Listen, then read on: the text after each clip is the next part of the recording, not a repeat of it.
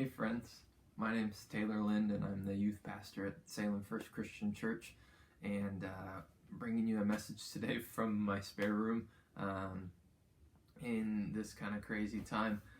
And we are in the midst of Holy Week. Now, if you don't know what Holy Week is, we did a video last week that you can go click on that kind of goes a bit more in depth on what we celebrate and remember during Holy Week. But in essence and at its core, it's really just the way the church remembers and celebrates Jesus' arrest, death, and resurrection, and the last communion, and some of these different elements, and that we call that Holy Week. And we're in the midst of Holy Week right now, and what a unique, weird, kind of strange way for us to be in Holy Week while we're isolated and while we're at home. And I wanted to bring this message, and I started thinking about, well, do I want to talk about Easter and the resurrection, or do I want to talk about maybe the Last Supper? And as I was reading through the stories of Holy Week, I came up to John chapter 17, and it's this time after the Last Supper, the last time Jesus eats with his disciples, his friends, the people he hangs out with all the time. They have this last meal. And then Jesus is really worried because he knows he's about to be arrested. He knows what's about to happen. And so Jesus is worried. And so he asks his disciples to come with him and to pray. And they go out to this garden to pray.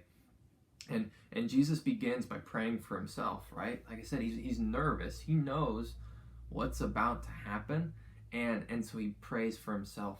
And then he prays for his disciples. He prays for what will happen when he leaves and when they are without him leading, and how they will take his message forward. And then Jesus stops and he prays for all believers, right? Jesus takes time at the end of his prayer to pray for you and me. Catch this, right? The last thing that Jesus prays for before being arrested is all believers. It's for you and for me. That's powerful, right? We know that Jesus is worried because he just prayed about it. We know he's anxious about what's about to happen, but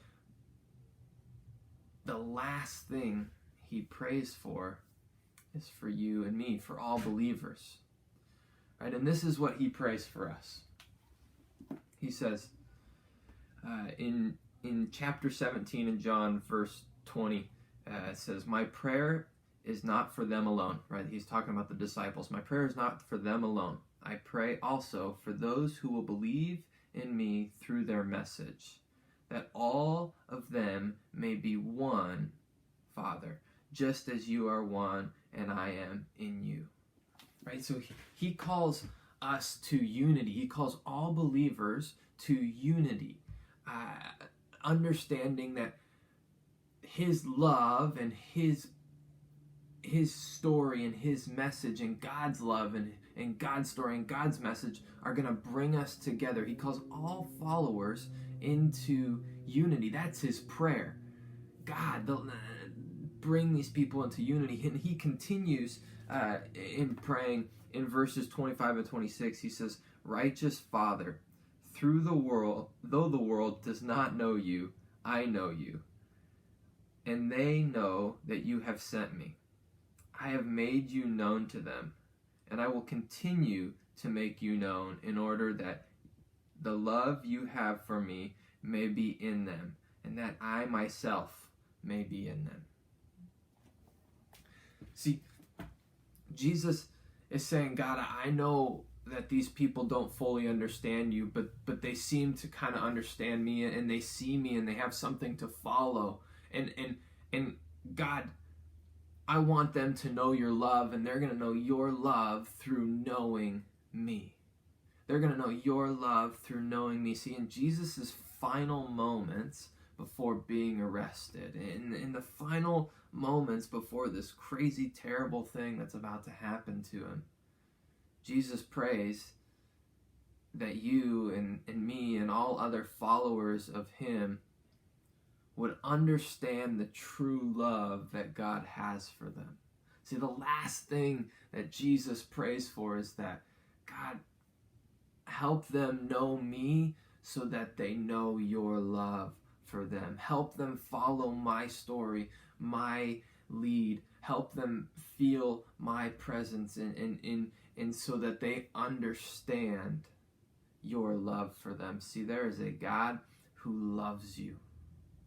And he loves you so much that he would send Jesus to do the things that he did for Holy Week.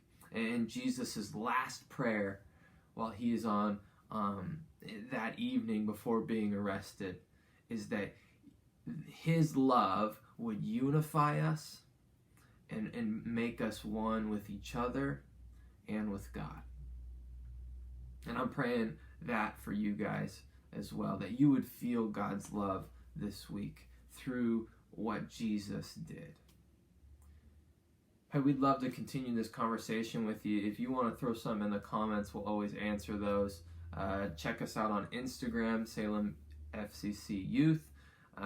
Follow us there for updates. Parents, if you're in here, you're watching this and you want, there's a parent guide in the description below that hopefully will help you continue this conversation at home. Love you guys. Have an awesome day.